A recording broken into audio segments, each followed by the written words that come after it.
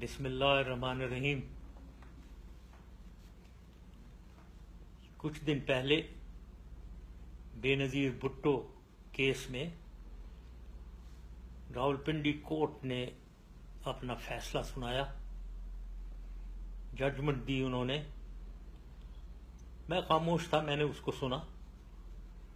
گو ہر ایک پاکستانی کو اس کے اوپر گلا اور تشویش ہے، کیونکہ جو دو بہترین پولیس آفیسر یعنی ڈی آئی جی سعود اور ایس پی خرم شہزاد، ان کو تو 17 سال سزا مل گئی، اور جو دہشت گرد اصلی دہشت گرد تھے جیل میں بند 5، ان کو چھوڑ دیا گیا۔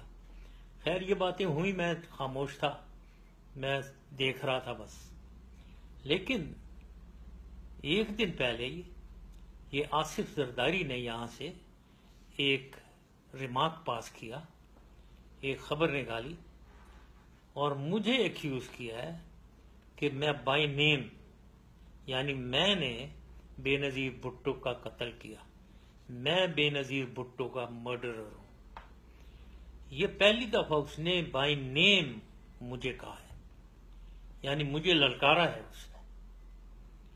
یہ میری برداشت کے باہر تھا، تو میں نے سوچا مجھے اب اس کا جواب ضرور دینا چاہیے، تو لہٰذا میں اس کا جواب دینا چاہتا ہوں۔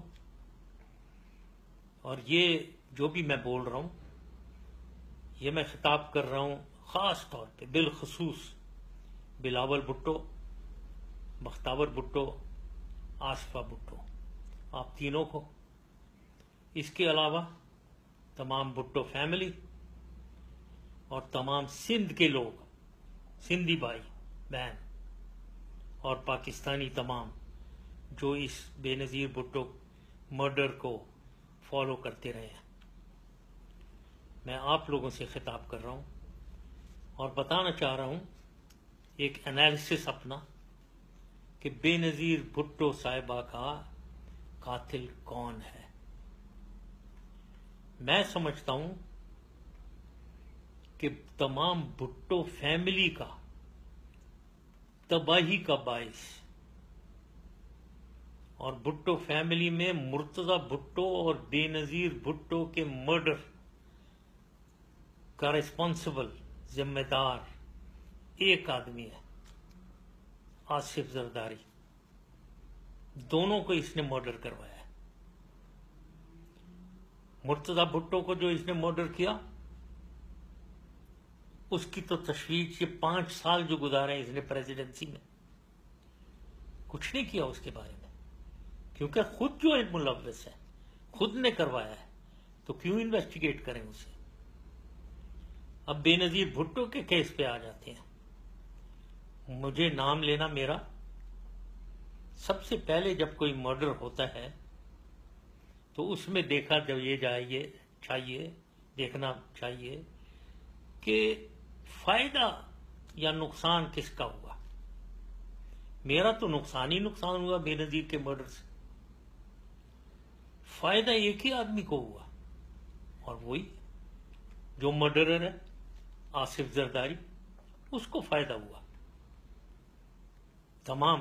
تو لہذا اب آگے چلتے ہیں اسی سلسلے میں۔ یہ تو حقیقت ہے کہ بے نظیر کو بیت اللہ مسعود اور اس کے لوگوں نے مارا، اس میں کوئی شک نہیں ہے، سارا ایویڈنس موجود ہے۔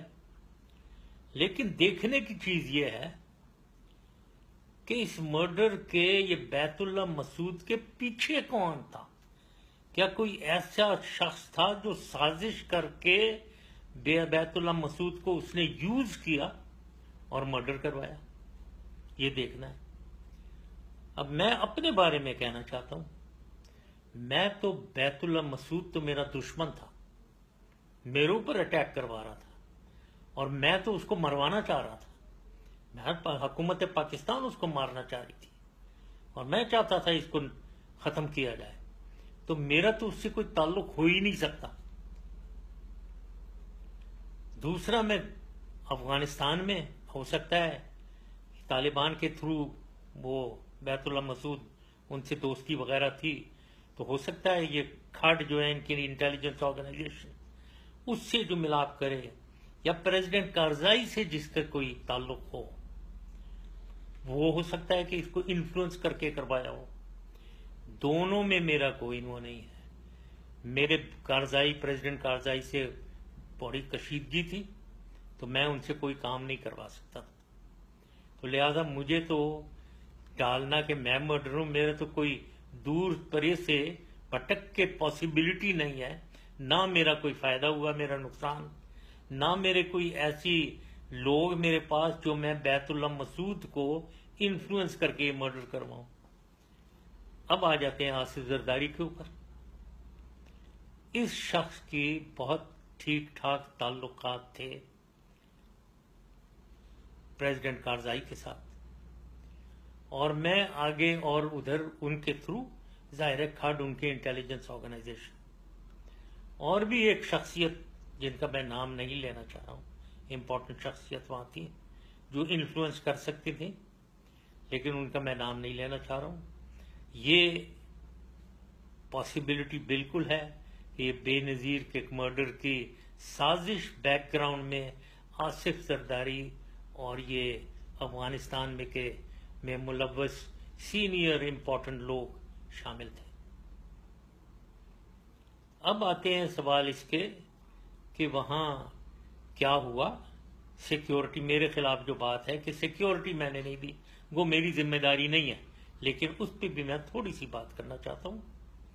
پہلے تو دیکھنا یہ ہے، وہ جو بلٹ پروف بام پروف گاڑی ہے جس میں بے نظیر صاحبہ بیٹھی تھی، اس کے چھت پہ یہ کسی نارمل میکینک سے اوپر چھت کو کاٹ کے ایک کھڑکی بنانا، ہیچ بنانا اس کا، یہ کس نے کروایا؟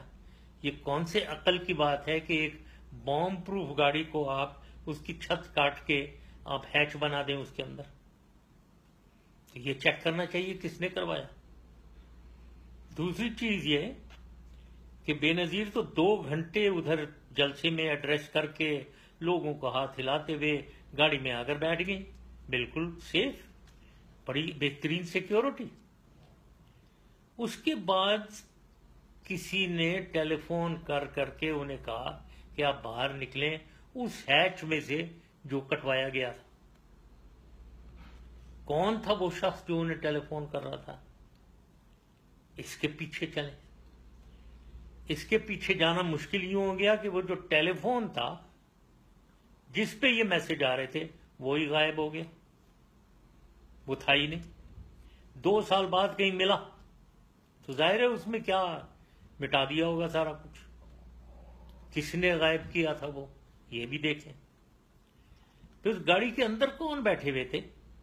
نائف خان بیٹھی ہوئی تھی، ان کے ہسبینڈ صفدر عباسی صاحب بیٹھے ہوئے تھے، مخدوم امین فہیم صاحب سینئر پیپلز پارٹی کے شخصیت وہ بیٹھے ہوئے تھے، اور ایک ان کا جیل کا ساتھی کہنا چاہیے یا ان کا جو چور ڈاکوؤں کا ساتھی شہنشاہ خالد شہنشاہ وہ بھی بیٹھا ہوا تھا، اور اس کو انہوں نے سیکیورٹی انچارج بنایا ہوا تھا۔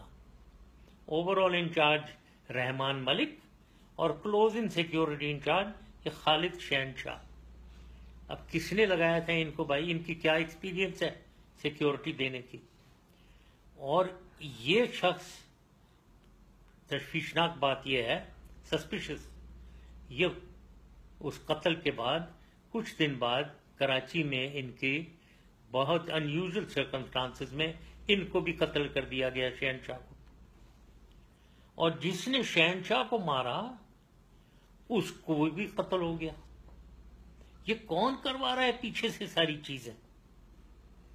ایک آدمی جو کیپیبل ہے، آصف زرداری۔ اور یہ جو لوگ گاڑی کے اندر بیٹھے ہوئے تھے جو بالکل سیف، ان کو کورٹ نے بلایا ہی نہیں، بلایا تک نہیں ہے۔ ان سے بھائی ان کی سٹیٹمنٹ تو لو، وہ تو آئی وٹنسز ہیں ادھر بیٹھے ہوئے، ان سے کوئی سٹیٹمنٹ نہیں ہے۔ تو یہ ساری چیزیں ہیں جو جس پہ آدمی کو شک ہوتا ہے۔ پھر اس کے علاوہ بھی رحمان ملک صاحب गाड़ी पीछे सिक्योरिटी इंचार्ज जब ये धमाका हुआ है भागकर इस्लामाबाद चले गए। और दूसरी एक और चीज हुई है वहां, उसका रूट चेंज किया गया था। ये बेनजीर के वापस जाने का इस्लामाबाद, उसका रूट तब्दील किया गया था। उस रूट तब्दीली का क्या मकसद था? अब ये सारी चीजें हैं जो इन्वेस्टिगेशन के काबिल हैं, ताकि असली मर्डरर को पिन पॉइंट किया जाए। मुझे इसमें कोई शक नहीं है बिल्कुल कि अगर इसके अंदर हम घुसेंगे तो हमें मर्डरर मिल जाएगा, और एक ही मिलेगा, आसिफ जरदारी। इसीलिए वो मेरा नाम ले रहा है, ताकि अपने से वो हटाकर रिस्पॉन्सिबिलिटी मेरी तरफ फेंके, लोगों की तवज्जो मेरी तरफ करे, अपने से हटाए। मैं तो कहता हूं इसको पकड़ना चाहिए, मुर्तजा भुट्टो के मर्डर पे भी और बेनजीर मर्डर के पे। यही मैंने कहना था, और मुझे उम्मीद है बिलावल, आसफा और बख्तावर, आप तीनों सुन रहे होंगे, और अगर खुले दिल और दिमाग से आप सुनेंगे तो मैंने जो कुछ भी कहा है उसकी लॉजिक आप समझेंगे। Thank you very much. खुदा हाफिज।